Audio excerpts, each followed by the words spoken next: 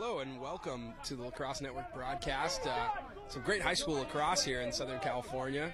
We're in Ojai, California at the Thatcher School for two California powerhouse high schools. Torrey Pines from San Diego and St. Ignatius from San Francisco. We're midway into the second quarter here, and St. Ignatius just put one in the back of the net to tie the game 5-5. So both teams looking great. A couple of standouts here.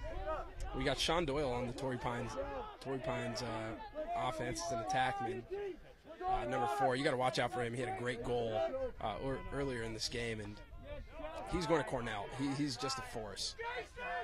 And then on the other side of the ball, I mean, we have Matt Emery. And Matt Emery, I'm sure, if you're a lacrosse fan, you know who his brother is, Rob Emery, who plays for Virginia. Is just a power over there. He just shoots top corners all day, and look for him. He's also number 4. So number 4 in white and number 4 in black. Make sure to watch out for those guys today.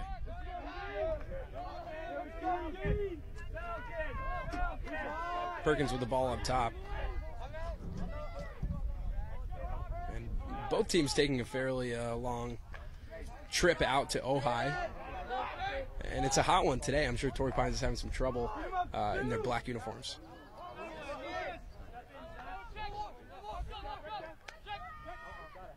And a great rip there from Torrey Pines. And Lucas Gradinger comes up with the ball. Gradinger back with the ball and moves it up to Doyle. And that's a connection we've seen all season. We saw them in the LCC game. We saw them against Foothill. And it's a great connection. Maryland-bound Lucas Gradinger. Just a talented kid. And he looks for Sean Doyle a lot. St. Ignatius on the break here. And I'm joined by TLN's own Chris Marshall. And that's Brendan McDermott on the clear there. And just getting into some of the action here. I mean, really exciting game so far. I mean, just in the time that we took to get the cameras and the microphone set up, we saw maybe 8 goals. I mean, look at the way this game starts. SI goes up 3-0, then 5 straight from Torrey Pines, and then 2 again from SI. So definitely no shortage on scoring. Yeah, and we just saw a Chapman-Santa Barbara game that's somewhat become a rivalry, and I can't imagine this one won't. I mean, it's Southern California versus Northern California. It's 2 of the best teams in California battling it out. So, and here's Peter Doyle. Oh, and cookies. There's a quick whistle.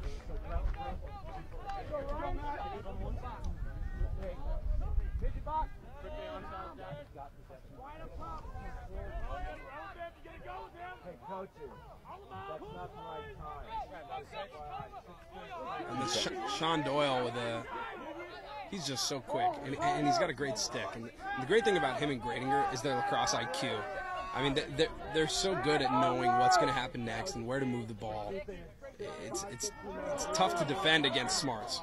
And then you've got Perkins too. I mean, they create so many mismatches down low. They draw the slide, and they're able to move it up to Perkins, who's got your state laser red. Perkins working on Matt Emery there.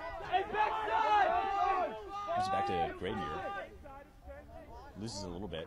You have to think that some of the... we got a flag down there for a high hit on Lucas Gradinger, and we're going to see the man-up unit for the Torrey Pines Falcons.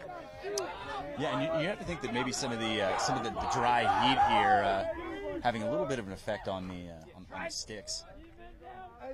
Dropping the ball out there was Lucas Gradinger.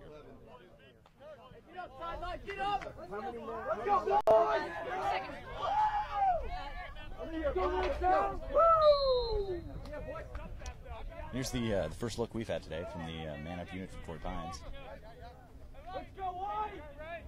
And it's seeing Zine back on the field. I know that he took a pretty gnarly hit last time we were at the Torrey Pines game against LCC. It's good to see him back on the field. And there's Doyle pushes the issue a little bit and unable to get that one in the goal. And the ball's going to stay with Torrey Pines. Here comes Gradinger. Over Zion. Back to Gradinger.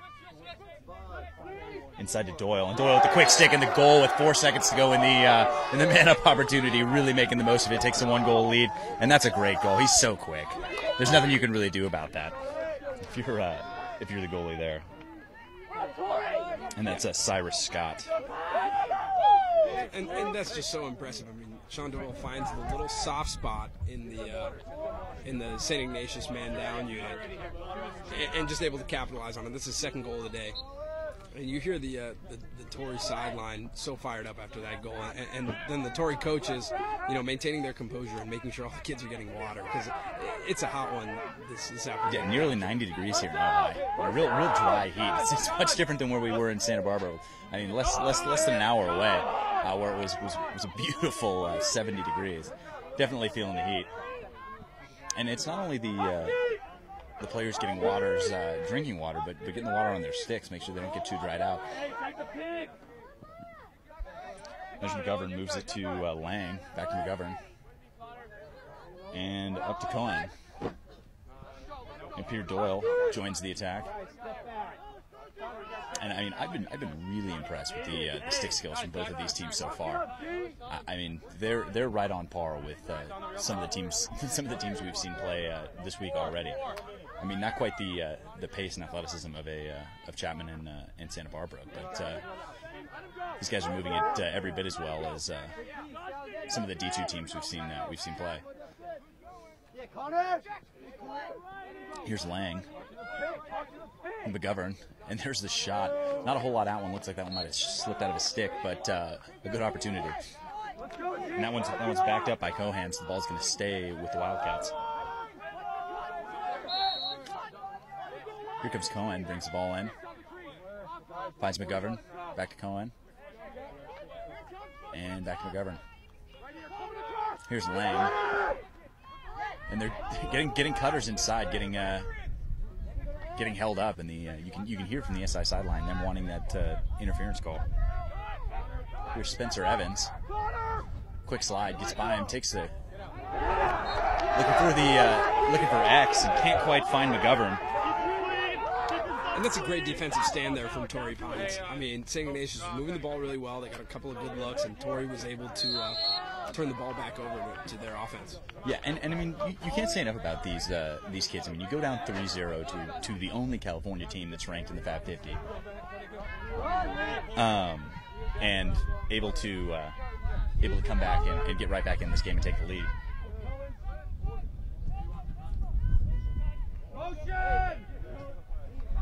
And real solid defense. Finally able to get it to Doyle. That was a great clear from Barnes. Right there.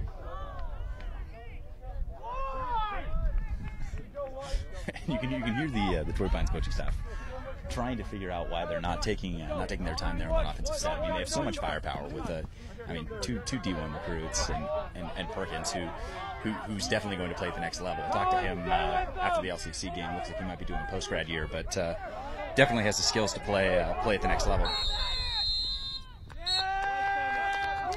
And that's a timeout for St. Ignatius right there. And just from what we've seen, I mean, like you were saying, Torrey Pines, they have a lot of firepower and they have a lot of D1 recruits, but St. Ignatius does as well. You know, Matt Emery and you have Lang, and they've historically sent kids to not only play in Division I, but make a big impact in Division I. I mean, you know, you got Matt Emery's brother, Rob Emery, making a big impact in the ACC, playing at Virginia. You got Roy Lang making a big impact at Cornell, and it's just impressive to see, you know, California kids going and making impact on the East Coast. Yeah, not to mention Kevin Clifford, who played at Chapman, and Brendan Clifford, who played at Scranton at the D3 level. So I mean, they're sending players to each and every level, MCLA, NCAA, and otherwise. So it's definitely good to see West Coast getting some looks. And you can see these kids just pouring water on themselves because of the heat, and they're wearing all black. That's gotta be tough. I mean, I'm wearing shorts and I'm hot right now. I am sweating. could be described as profusely. And we're back to the action here with St. Ignatius bringing the ball in. And it's 2:23 to go here in the half. I want to say 6-5. Sounds right to me. It looks like Cohen's going to start with the ball, and it seems like he's been doing a lot of feeding from X, trying to find the cutters through the middle. I mean, swing it to X and then back up to the wings, and really confident in their sticks. Here's Lang. Moves it to Cohen. And up to Emery. And over to Doyle. And I mean, really just taking their time to find their matchups. Moved it around, at least once before they try and do anything. I mean, really disciplined play from these kids from San Francisco. Here's Emery. He's got Katie. Now it's back to Alleman. And here's Doyle. Back to Alleman at the top. And both these teams have just sick uniforms. I mean, they're so sweet, especially the SI ones. You got those. I like those shooting shirts too that SI's wearing. They got AMDG on the back, which stands for Ad Majorem Dei Gloriam, which means for the greater glory of God. Is a Jesuit, I guess saying, if you will, but definitely something that I remember fondly from my days at Jesuit in Carmichael, and it's nice to see these guys doing the same. And there's great defense there. I mean, that's Kobe Emery really hustling. It looks like that one's going to go back to SI. About 90 seconds to go, 50 seconds to go rather, here in the second quarter.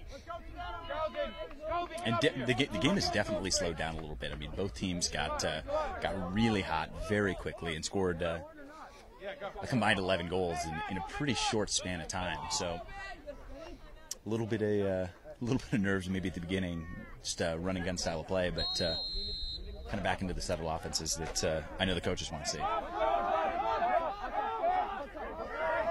Here comes Cyrus Scott. About 30 seconds to go. On a rope, and that's a great look. Hits Stu Donlan. Cookies! Great check. That is always fun to see. You see those poles, and you see those poles flip around in the air, you know you got a good check it. And there's Conlon on the ride, able to get it in. And here's the shot, and that's a goal. Tie the game up from Joe Lang. And I mean, you hate to see that after such a good defensive play, lose the ball and then get scored on that close to the half. I mean, there couldn't be more than 20 seconds left here in the half, and that's a big momentum goal for SI. Yeah, absolutely. To tie it up, with 30 seconds left in the half, it's a huge play for SI right there, and it's upsetting for Torrey Pines because it was something that could have been prevented, but SI doing a great job of capitalizing there. Yeah, and I mean, in a game like this between two highly rated California teams, I mean, you need to capitalize on those mistakes, and you need to keep those mistakes at a minimum because both these teams are good enough to capitalize on those opportunities. The ball's still down.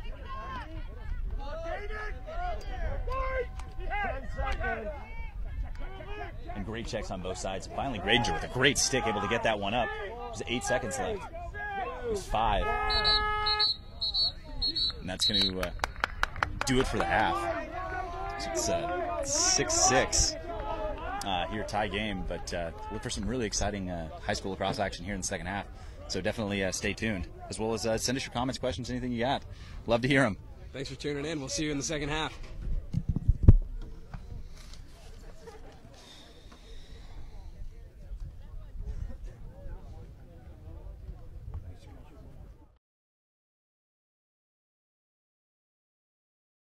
Next time on Club Ball.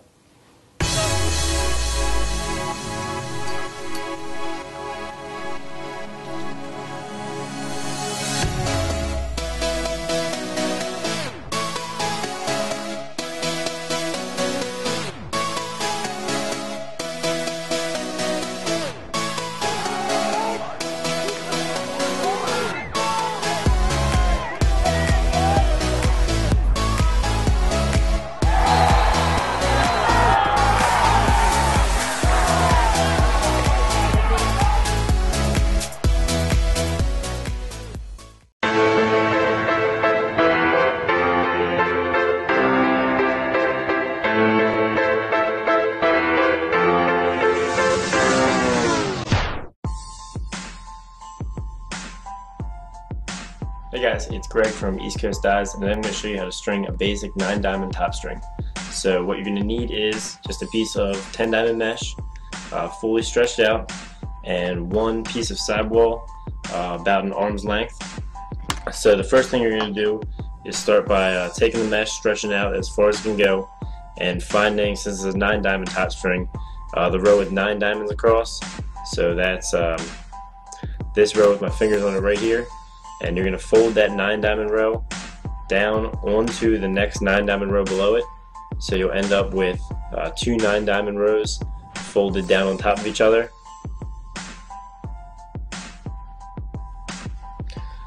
Alright, so the first thing you're going to do is you're going to take your sidewall and you're going to put it through the very first hole, through the outside of the very first hole in the sidewall of the head. Then you're going to get that first 9-diamond mesh hole, and you're going to take the string and put it up through the bottom of it and pull it all the way through. Then you're going to take the sidewall and wrap it back and put it through that first sidewall hole again, so it wraps around the mesh and will pull the mesh tightly to that sidewall so it's not going to move. Then you're going to take the string and you're going to put it back up through the bottom of that very same mesh hole. Then you're going to move on to the next 9-diamond row, and you're going to go with the sidewall straight through the top of the head, the next hole in the head, without going through the mesh, just right into the back of the plastic. Then you're going to take your sidewall and go up through the bottom of that second 9-diamond mesh hole and pull all that slack out. You can see you've created this loop here from where you went into the plastic in the head. Just go back up through that loop with your sidewall like that and pull all the slack out, make it nice and tight so it looks like that.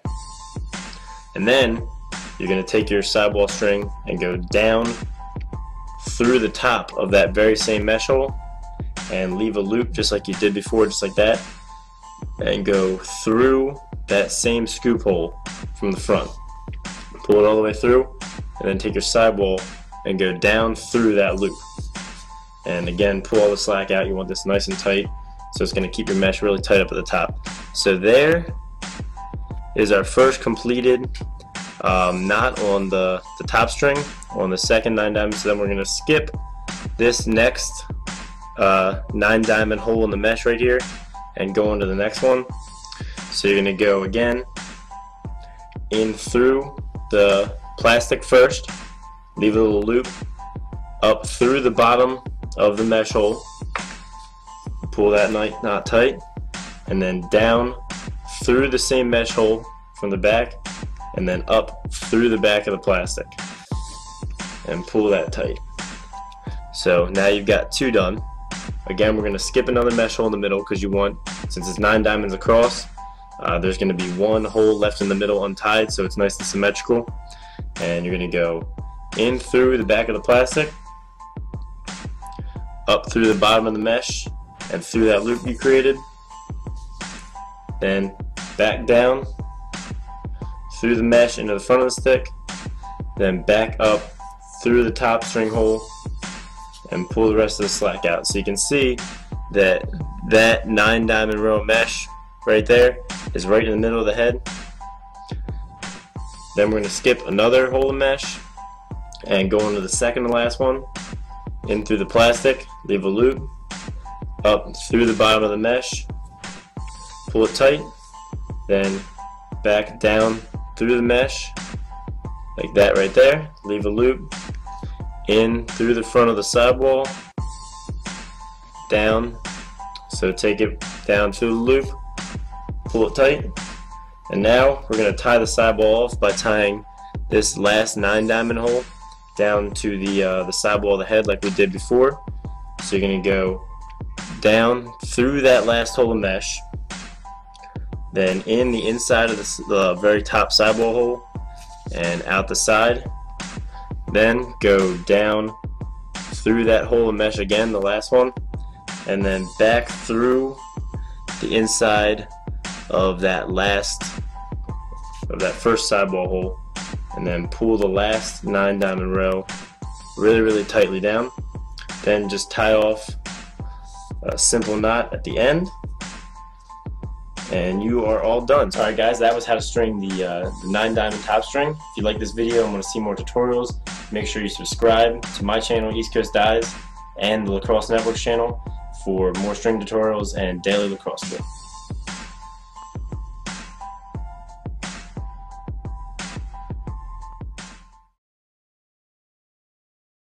Here we go, Nick on me, Nick on 3, 1, 2, 3.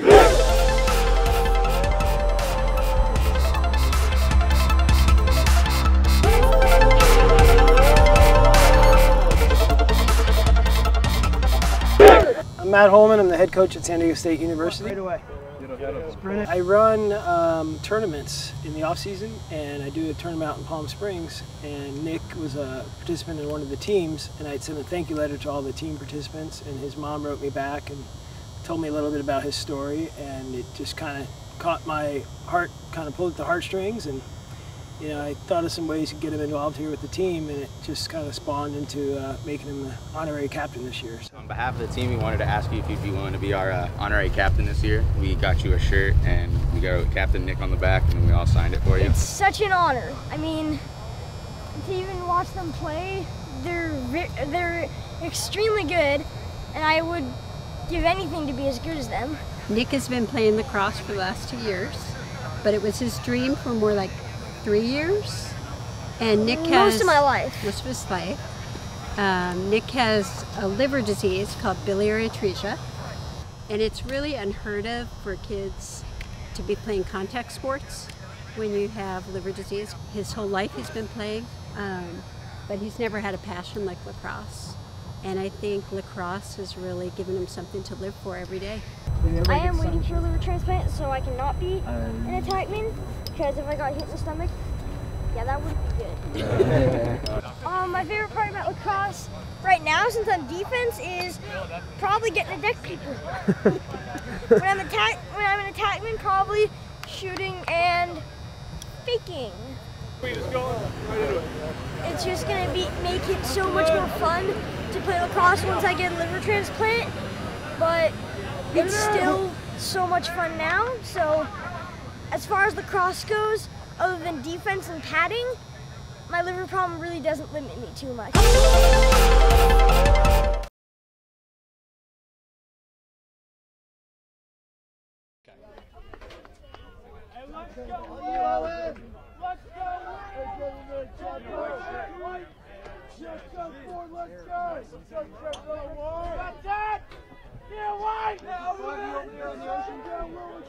And we're back to the action here on the Lacrosse Network. Great high school action here between Torrey Pines and St. Ignatius. We got a tie ball game on our hands, 6-6 to start the second half, and it's going to be a real exciting half. I mean, I can't wait to see how this game finishes out. Yeah, I mean it is hot today. That is no joke. And hopefully, if I know we went over to the sideline and talked to a few of the parents from both SI and Torrey Pines. So if you're just joining us, be sure to subscribe, and I hope you enjoy the game. And definitely send in your comments, questions, otherwise, because we will be looking at them. And as usual, this game, everything you're seeing in this game is through the eyes of TVX Professional Video Services. You want your game filmed? Check out tvxvideo.com. He does a great job, as you can see from the broadcast. Doesn't miss a goal. And Zion gets loose. Nice look to Doyle. Oh, and he scores a lot of those. I mean, you don't see a player of his caliber miss very many of those. Gradinger brings it in, finds Zion, and skip from Perkins over to Schaefer. Draws the slide, able to cut through that somehow, and there's a great save by Cyrus Scott. Gets low in a hurry, able to get in front of that one, high to low. And one thing I've noticed, at least in the time that we've been here, is that Cyrus Scott is not afraid to bring the ball up. I mean, the athletic kid, he's been throwing passes on a rope all day, and I mean even that one, it's an easy pass. Still on a rope like he means it. And there's Cole Steigerwald. Able to get across, and there's Perkins with a great check. And the ball's down. Finally, Steigerwald loses it, and that's got to be interference. I don't know how they missed that one. but able to up to Zion. Zion with the stick fake is by his man and brings it across midfield. And something interesting to see about Torrey Pines here is that Bryce Cady played in the first half, and he's playing in the second half too. It's usually something that they switch to Jay Kennedy, but interesting to see that he's playing the full game. Yeah, and that's something that that was an issue, I guess. It's not a bad issue to have. You have two goalies who are both that kind of caliber, but with both Santa Barbara and Chapman, is that they have two, All-America caliber goalies, and they have to play them both, even if one is really hot. There's a great look across. Perkins can't quite get to it, and a great play from that was Condon, able to kick the ball, and that one on the outside. Liam, two, go. And again, Bryce Cady able to get it, and that one knocked down. Here's Cohen gets the GB, and I can't believe he took able to keep that one. Takes one in the back. Lucky not to get a penalty there, and then loses his footing. And that's a solid no call there from the official. Cohen loses his footing. It looked like Mort might have come in a little high, but it definitely wasn't an on-purpose type of move there. Here comes Cady. Calling to the box. Able to get it to Mort. And Mort with a great pass. Now it's up to Brewster. Great job, Bryce. And very disciplined on offense, taking their time. No problem. Here's Brown with the ball. Moves back to Gradinger.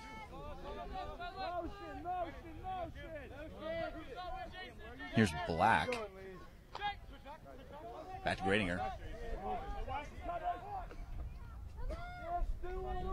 Up to Doyle. Here's Brown. And definitely getting good looks. And just getting out-hustled right there was Torrey Pines. Maybe the heat getting to them a little bit. But great play getting the push out of bounds there on Charlie Ford. So Colin Brown able to make that play, and looks like Yamamoto's going to start with it. And he is wearing just a lot of pads. I bet he is warm. If we hadn't put this umbrella up, I'm pretty confident that one of us would have melted. Odds are on me. Here comes Zion. 8 minutes to go in the third. Gets inside. Great shot. Even better save from Scott. And then there's just no help from Torrey there. There's three. Wow, that's excessive. It's a little short tempers on the sidelines here. And there's McGovern. And there's going to be a flag going against Torrey Pines. It's going to be a slash on Zion. Not sure I saw that one. I'm not sure I saw that one at all. I don't know about that play, that call. But we're going to get a look at the St. Ignatius main up. And if Matt Emery's anything like his brother, I think they'll be looking for him to catch and release one into the corner. Yeah, and it's definitely interesting to see the difference in officiating between the two games that we're doing today. It's the same officiating crew that was at the Santa Barbara Chapman game earlier on TLN, and there's a great move inside and just barely misses the mark. Is Joe Lang, but they're definitely calling this one a lot tighter than they did for the college game. There's Cohan starting with it. Here we go. Here it is. Here it is. Here it is. Here it is. Moves it quickly back to McGovern. And McGovern still got it. Hidden ball trick there from St. Ignatius. Didn't fool anyone. We've got such a clear view of it here that yeah, that didn't fool us. And it's the same for the Torrey Pines sideline because we're right behind the bench. I did it again. Another hidden ball trick. I like it. I'm not going to lie. I'm excited to see a third. And there's a great stick from Trent Cady, able to knock that ball down.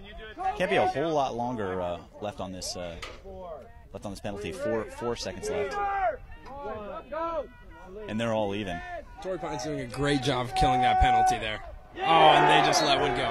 Yeah, and there's Peter Doyle, who scores that one to put the Wildcats on top by 1. And again, if you're just joining us, thanks for tuning in to the Lacrosse Network. We really appreciate your viewership, and please take the time to comment your questions or comments or anything you got, and definitely take the time to subscribe. I mean, that's the best way to stay up to date with all of our great lacrosse action.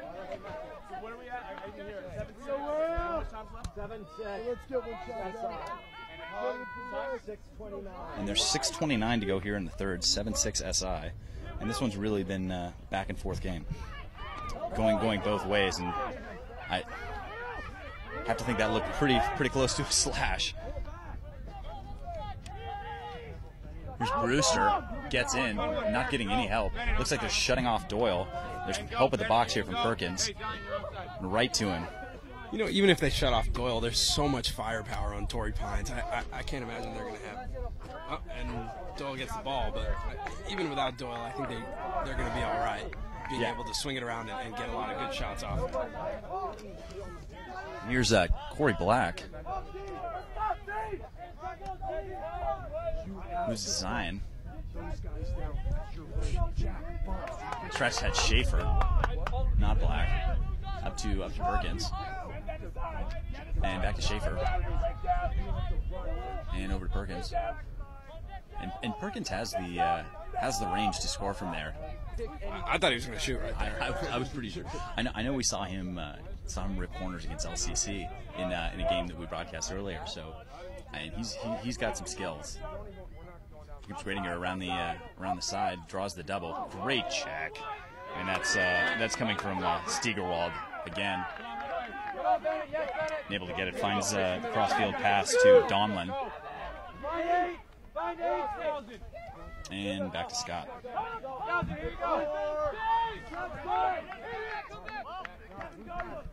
And Scott on a rope again over to Peter Doyle. And that's Katie on Doyle. And the ball down. I mean, again, maybe that heat making the difference. And that's another good no call on the push there. And the ball's going to go out of bounds to Torrey. About 5 minutes to go in the third quarter. Still a 1-goal lead for SI, 7-6. Off and on. Let's talk, Mike. Go, Bryce. No walking. No walking. Not speed. Brendan, not speed. Here's Bryce Katie bringing the ball up.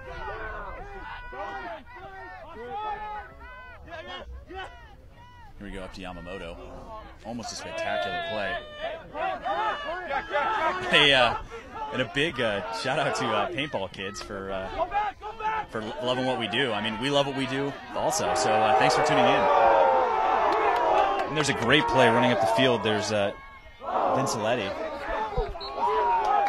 I mean, back to XX Paintball Kids. I mean, we love the sport as well, and that's why we do what we do, and we're happy we help you love the sport just as much as we do. Absolutely. Here's Cohan starting with it. And again, please keep the comments coming. We love to hear what you think. Any kind of questions that we can't answer about either team or any of the players, or anything you want to know about us personally. Well, we got a question here. What kind of sticks are the goalies using? Goalie sticks. Thanks for that answer, Chris. I mean, that's a great goal. I mean, that's Spencer Evans with the goal. I mean, high to high, off the stick side. I mean, that was a laser. And that extends the St. Ignatius lead to 2. It's 8-6 St. Ignatius on a great goal. Yeah, and that's the thing. I mean, we saw this earlier, and St. Ignatius was up 3-0. There's this is far from over, and that's for sure. I mean, because you can see that Torrey Pines has the firepower with those with Gradinger and with Doyle on their attack. And there's a great GB, one to himself. That's McKee. and takes the shot on the break. And that one won by Katie. And you got to do a lot more to score on Katie there, and Lang able to pick up that ball, and it just goes wild. I'm sure he wants that one back. Yeah, he probably needs to get some water in his stick. I mean, the thing that I think some players don't always realize is how much especially the dry heat. And there's a great save, Katie. And then right into the fast break, able to find Skoosen.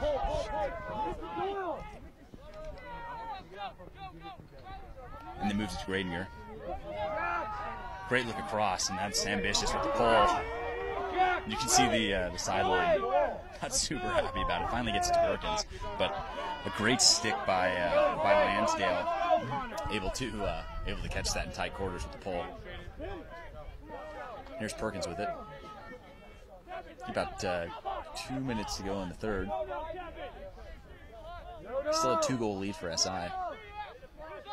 And again, thanks for tuning in to the Lacrosse Network. We love to know you're there. And there's a big time attempted shot from Zion, and it looked like even Vincelletti thought that one was a push, and able to sneak by Sean Doyle. Torrey definitely going to need to calm down a little bit. I mean, they definitely have the ability to play with these guys, but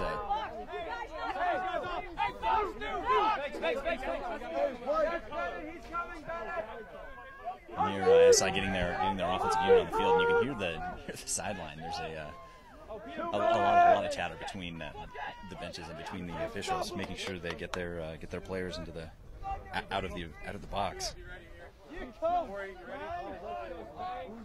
And here's Spencer Evans, who scored that last goal right by his man, and then a great stick fake. But definitely wasn't fooling Skoosen there. Here's Emery with a shot, and that one's just over the top. And there's Trent Katie playing straight up defense there. I mean, it's going against one of the top recruits in the nation, not only the state of California but in the nation. Playing him pretty straight up. Here comes Cohen with a turnaround shot, and that one just off the mark. But I mean, that's textbook. Yeah, he's got to come up 2-3 more steps. He's got to get to 5-5, 7-7, turn around and get that one on cage.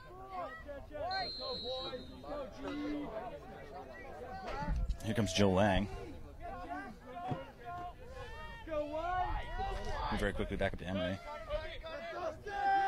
Here's Evans. I mean, definitely drawing the quick slides, especially Jason, trying to get them so much, and that's a serious rip. Great save by Katie, but a lot of mustard on that one.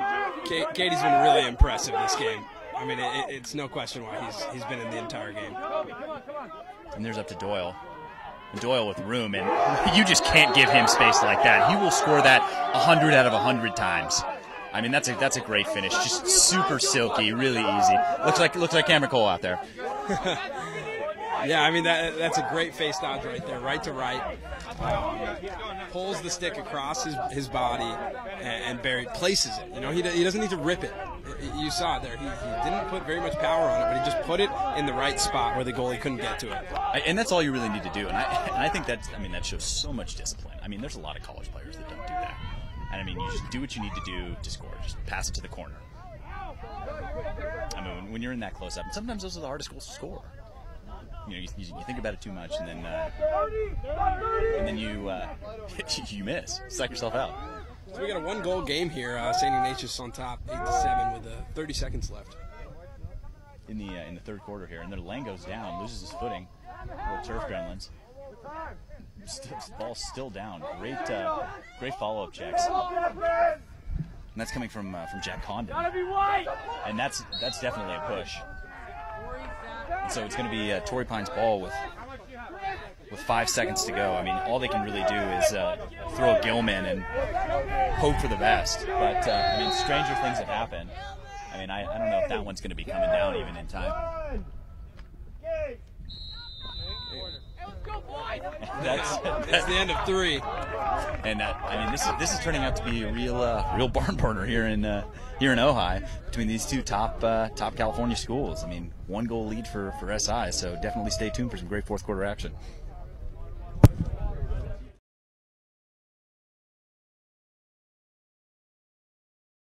Next time on Club Ball.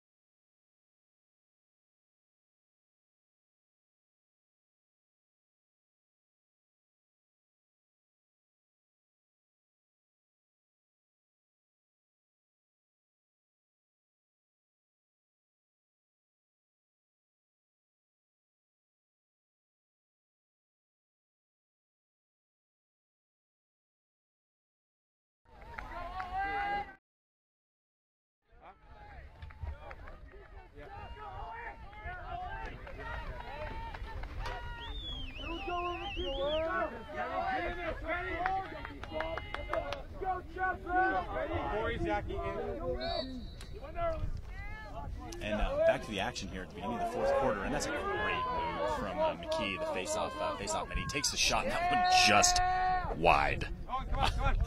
I mean, McKee's been really great for St. Ignatius, winning tons of face-offs for them, and face-offs are huge because they lead to possessions. Yeah, and he's got those pretty steezy blackout cleats too. I mean, those are sweet. Here we go. Here's Doyle. And to answer the question about the brand of goalie sticks, I think that's going to have to wait till after the game. Can't see it from here. Here's Evans. Moves it to Lang. And an answer to the question if... oh, and that's a great move from Emery. And off the pipe. Oh, man. I mean, you'd have to think he scores that 9 out of 10 times. Really, really fortunate for Katie and Torrey Pines that one did not go in. And there's Evans all by himself on the backside. I mean, you can hear the sideline calling for it, and that's exactly what you need playing a team against a team as good as this. You make sure that you're calling out exactly what you see, just in case the guy in the field doesn't see it. Here's back up to Evans. Inside to Cohen. Cohen with the shot, another great save from Katie. And that one followed out by J.W. McGovern.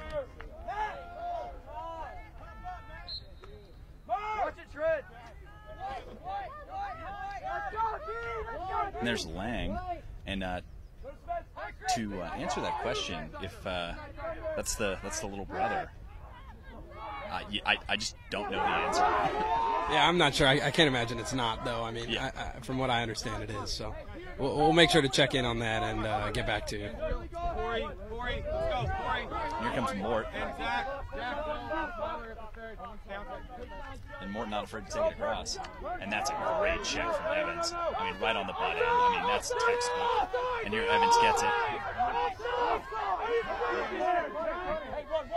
All by himself. And that's a great goal. Taking his time. Cohen just knowing what he needs to do. And Torrey Pines fortunate they didn't get an offside call there. Yeah, seriously. They were clearly offsides.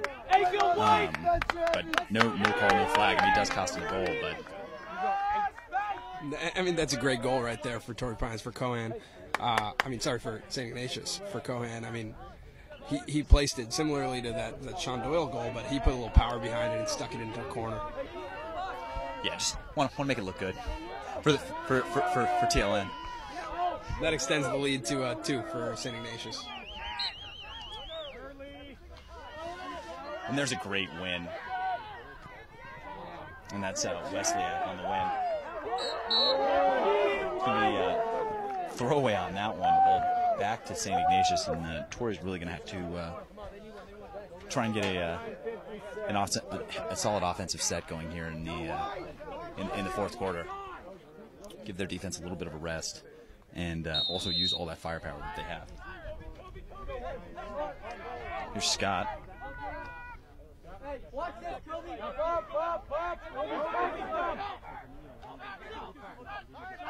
And Scott just all by himself.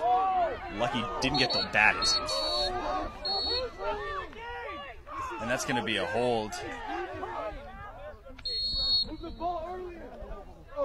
And definitely hearing it from the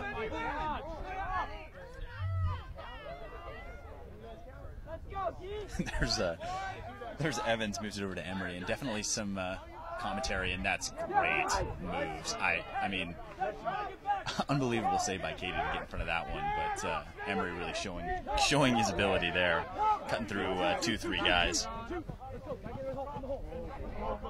And there's a good stick there by Kobe Emery, able to stop that one from going out. We really need to get a solid offensive set going here. Gets the ball up to Perkins, but you can definitely see hear the tension, and see the tension between these two sidelines. I mean, specifically between the coaching staffs. Yeah, I mean, you can tell these programs don't like each other, and the coaching staff, a little back and forth between the coaches. I mean, it's clear that this is a big game for both of them. And it's always interesting to note that, I mean, the different styles of coaching. You know, I mean, definitely. We know that the Torrey Pines coaches are great players who definitely use their ability to show the players how to do it. And I mean, just going out of appearances alone, it seems like the SI coaches may be more tucked in. It's great observation, Chris. Here's Gradinger. Still plenty of time to go here in the fourth quarter. It's a 2-goal game, and there's Yamamoto with a serious business rip. That's off stick high, shredding corners. Great goal. That's an unbelievable look right there, and just a great plant your feet and blast it into a corner. I mean, that was a very fundamental high-to-high shot, and great form. It's no question why that went into the back of the net. Absolutely, and then you know, Torrey needs to recognize that that's what's going to help them win this game. I mean, they obviously have the individual talent to go to goal straight away, but they're having all of their success in the offensive sets and in fast breaks. That one went out. Westlake wins that to himself. That one not quite going to get into the box. And that's more turf gremlins. It looks like Sean Doyle just missed that one. And there's a great check from Doyle. There's Westlake. That's got to be a push in the back. And that's just a great body positioning play from Westlake, able to get in front of Charlie Ford there and draw the push. And I mean, if you can't get the ball, then make sure you're in position to get the push. That's for sure. Here's over to Mort. It's a solid crossfield pass, and then Mort gets it across. And a really heads up play there by Perkins, staying back. We'll get it down to Yamamoto, down to Gradinger. And that's a quick move. I mean, getting his feet. He's around, takes the shot, and that one just over the pipe. 7 minutes left here in the fourth quarter, and just gonna be a real close one. Gonna be a barn burner here in the last 7 minutes. Yeah, and I mean, it's neither one of these teams is really giving an inch at all. I mean, Torrey is looking very solid right now, and I mean, at any moment we've seen both teams be able to score in bunches and very quickly. Here's Perkins.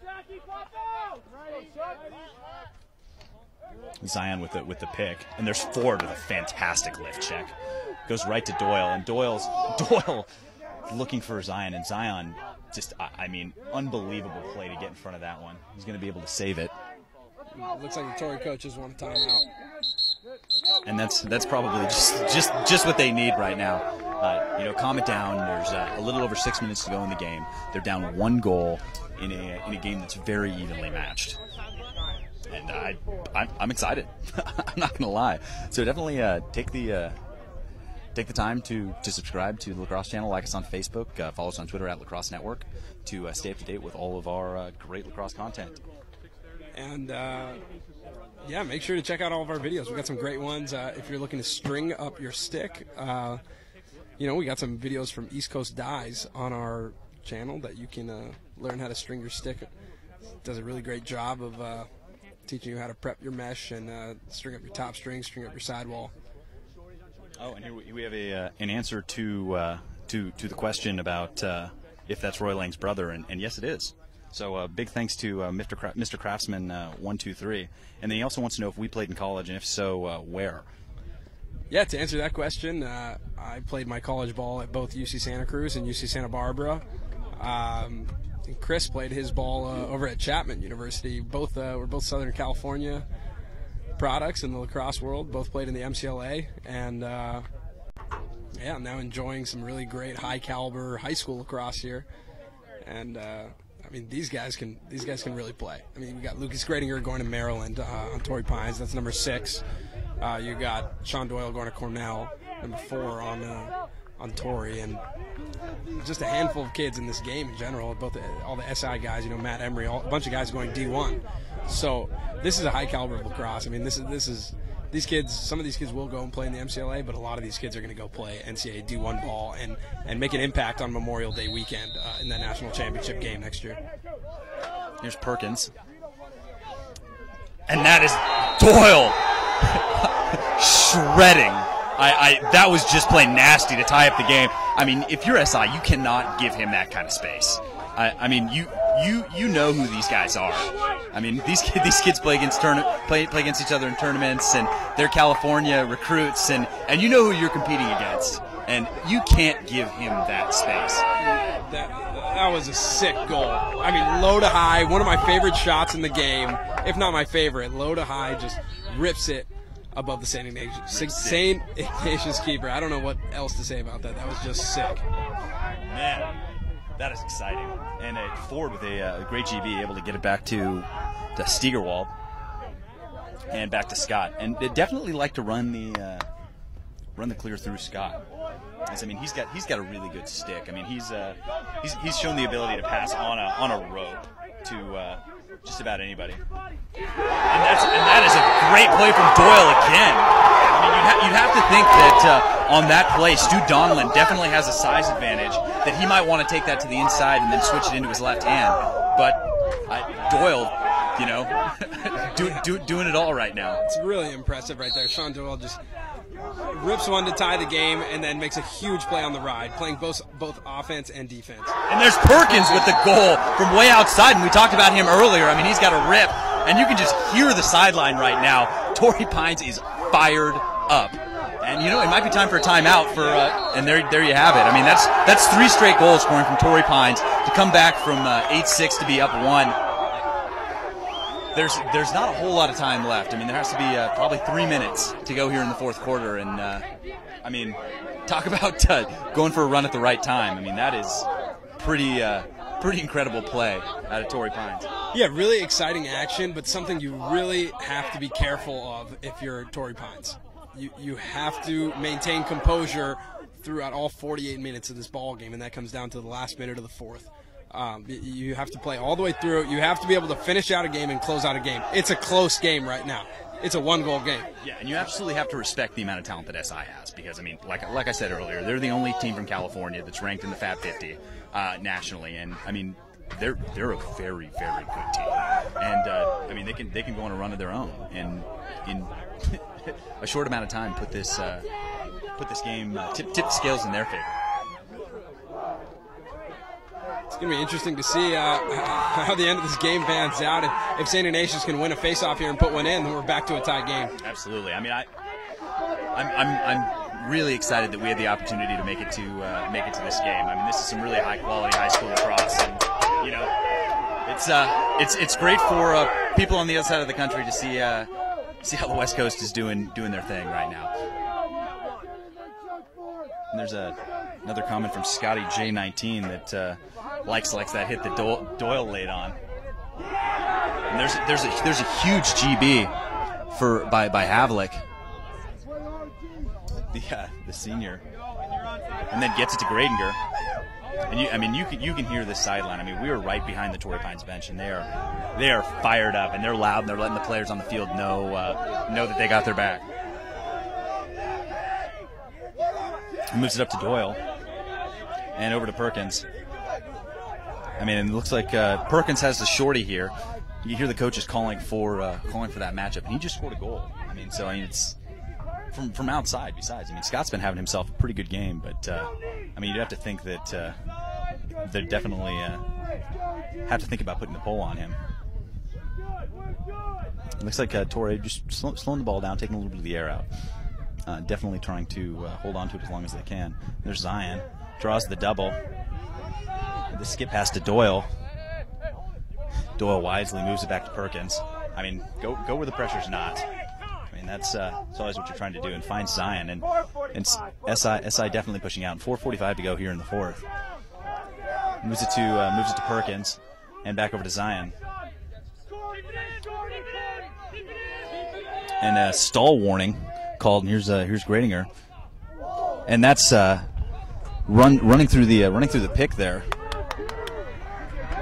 Here's a big GB from Jack McGovern, and able to get it to Joe Lang. Look inside, and there's a huge save by Katie, and then moves the ball to Schaefer. And just that quickly, I mean, and that's you can't be mad at J.W. McGovern for taking that shot. I mean, he had a good look inside from about 6 yards.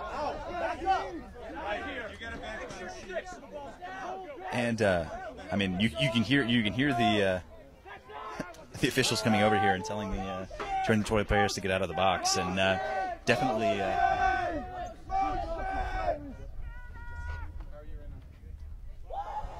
It's still holding on to the 1-goal lead is Torrey Pines, and doing a great job of taking some time off the clock here, really taking the air out of the ball, and able to handle the pressure from SI.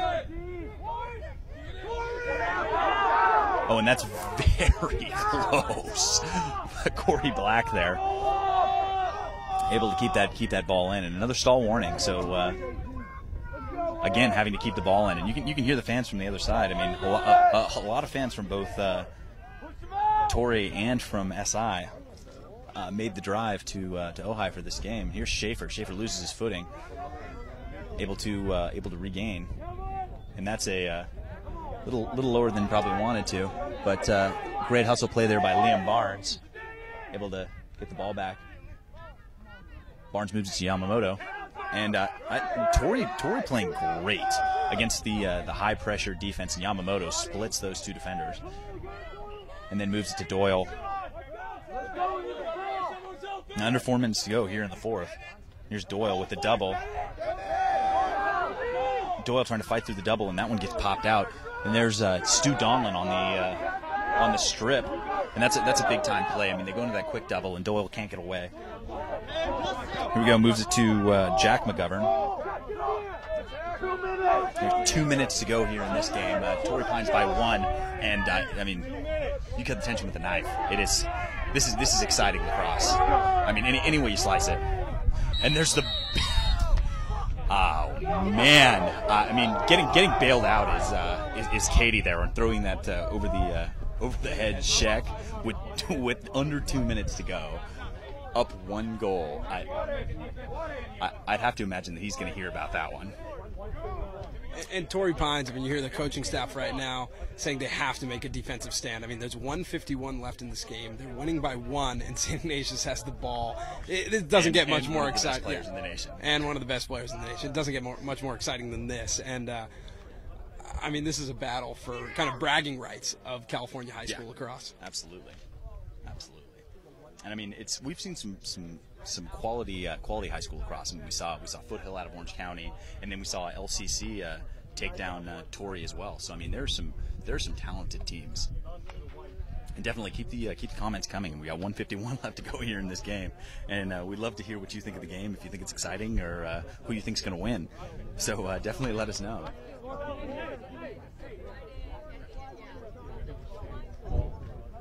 It looks like.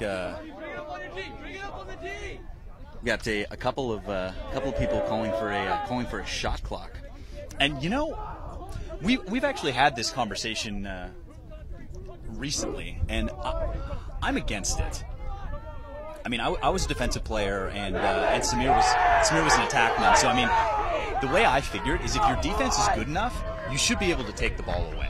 Yeah, especially if they have to keep it within the box. And Chris, I think you brought up a really great point about football. And it's just like running the ball in football. I mean, there's no ruling against that. When they run the ball, they run the clock off. And, you know, we saw Cornell do it against Virginia a couple years ago in the national tournament. And if you're that talented that you can keep it away from a defense for 4 minutes, I mean, maybe more power to you. And I think it takes away in Major League Lacrosse a lot of the ability, the coaching ability, and I think it takes away some of the fundamentals of the game, and I think it would hurt teams, especially younger players, in learning the intricacies of offensive play and even defensive play. Here's Evans. I mean, and Evans got a laser. I mean, you can't let him get a good look. And moves it up to Doyle. 140. There's 119, a little faster. And here comes Matt Emery. Moves it to Lang, and there's a big skip pass over to Cohen and back up to Emery. I mean, closing in on 60 seconds. I mean, it's hard to get the words out. I mean, I just want to see what's going to happen next. Here's Lang, and really solid defense. Lang gets inside, takes the shot. It looks like Katie got a toe on that one, but either way, it was very close. Last 60 seconds of this game, and J.W. McGovern going to bring this ball in. 50 seconds left, and this is great. This is great stuff. Here we go. That's Evans, and that's solid defense. Fortunate not to get a cross check. Got to get his hands together there, but really solid defense. Great footwork. Here's McGovern again, trying to get around. No, hasn't really gotten a look. 30 seconds left. Moves it to Evans. Here's Doyle, back to Evans. And I mean, you can't let him get his hands free. And here's Emery. I mean, you have to think that he's going to try and take this himself. I mean, the last 20 seconds of the game. I mean, the slide's going to be coming. Last 15 seconds. Here's Evans. This has got to be Evans right here. And if he gets his right hand free, and there's a great slide there. And then moves it to Doyle. There's 4 seconds left, 3 seconds left, and that's going to do it. Torrey Pines with the victory, the upset over the #1 team in the West. St. goes down by 1, and that is huge for Torrey.